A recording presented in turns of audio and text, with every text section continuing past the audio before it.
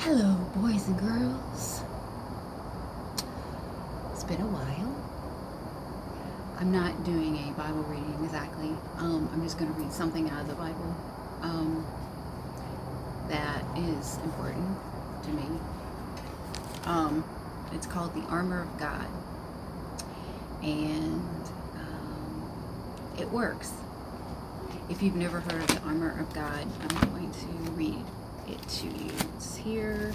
It's in Ephesians. I think it's Ephesians 6. So I had prayed it recently and it worked.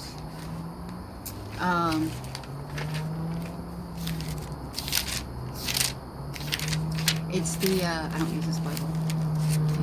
This is a New American Standard Version. I don't use this anymore. I use the you know what?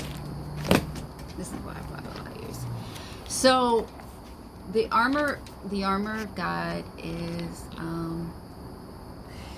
the belt of truth, the helmet of salvation, the feet of good news, the sword of the Spirit, the breastplate of righteousness, and the most important one to me is the shield of faith that distinguishes all the flaming arrows of the evil one. So I prayed that prayer recently when I was going into a situation. It was a situation where I could have been provoked or tempted, and it worked very well. So well, it had to be nothing other than God.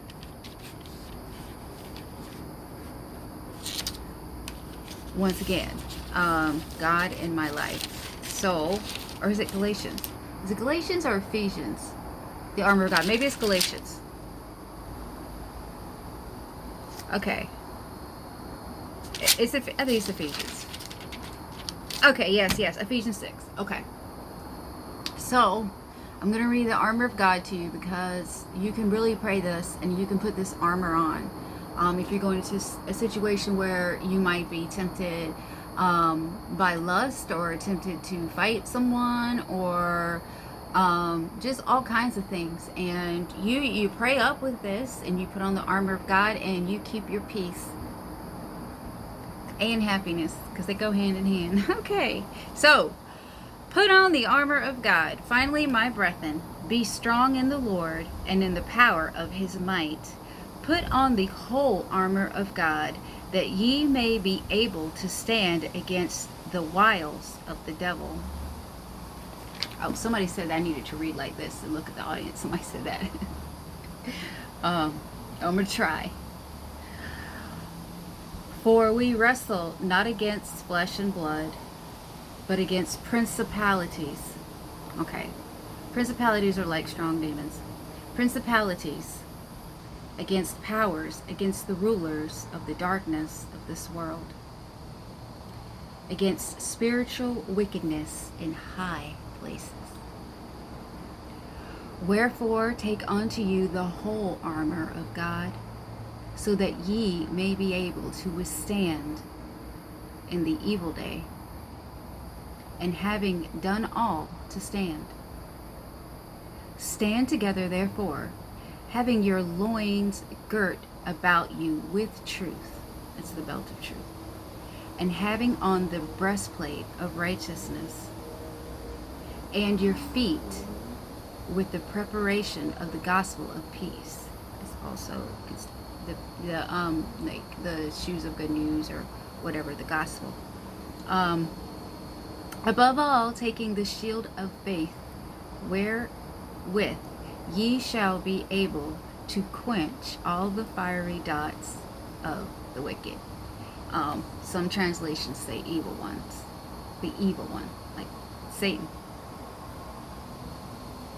And take the helmet of salvation and the sword of the Spirit, which is the word of God.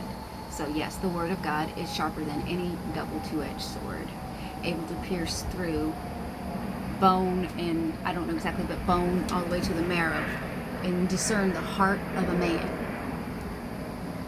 Yes. So that's all I wanted to share with you on that. There's something else I wanted to mention.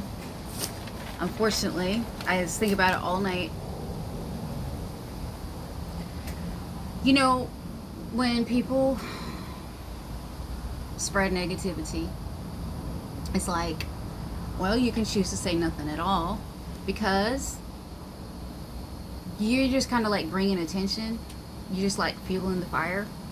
Or you can say something, and like, if it's not directed towards you and you want to stand up for someone. So I've decided to say just a little bit.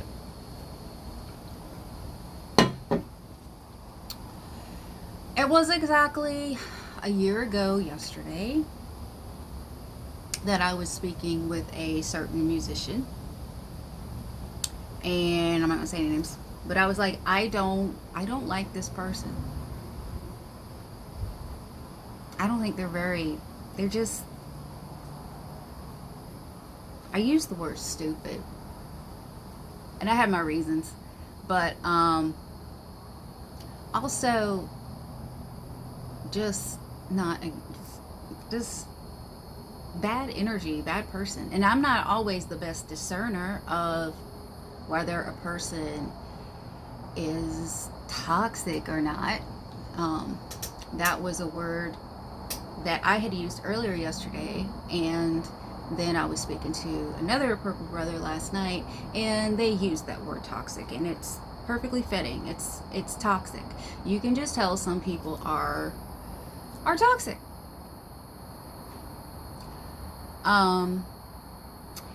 So if you haven't guessed what I'm talking about yet, I'm talking about comments made by a certain woman with the initials JJ. Now,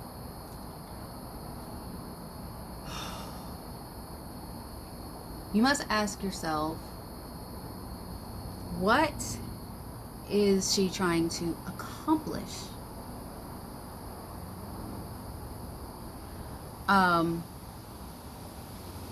As a overcomer of domestic abuse myself, I want just to let you know, unfortunately I have to bring that up, but I have to bring that up to get my point across.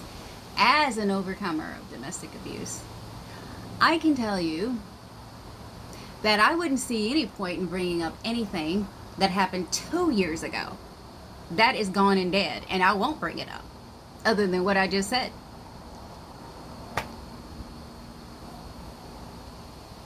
So why would someone bring up something so horrible about such a beautiful soul 42 years later? Not 2 years later, 42 years later. What are they trying to accomplish?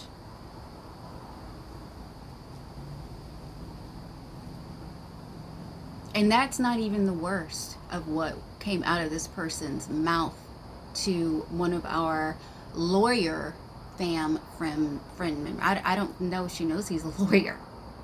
Of what she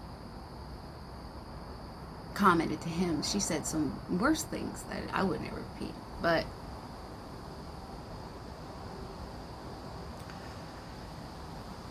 being it's 42 years later, I think it's pretty sick to come up and say something about someone 42 years later who's not even here to defend themselves. So,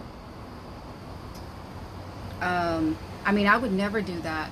I don't even do it now. Like, I wouldn't talk bad about any of my exes, like, in any public sort of way. If I was talking one-on-one to, like, a best friend or something, but never, like, publicly. And especially if they hadn't passed away, I would never do that. That's despicable. So, let's just forget about it. Don't let it break your heart. Forget about it. And you can call me, if somebody can say, oh, I'm just a fan. What do I know? I don't know, you know, or you can even call me a fanatic. I don't care, because I know what I am. I'm a friend. I'm Prince's friend, and that's why I'm standing up for him. So, I love you guys. I really do. And I'm not back to doing, well, I don't know. Somebody told me, you know, I've had a couple people say, well, I should. So maybe I will, you know, come on and read a little bit of something. All right. Love y'all. Bye.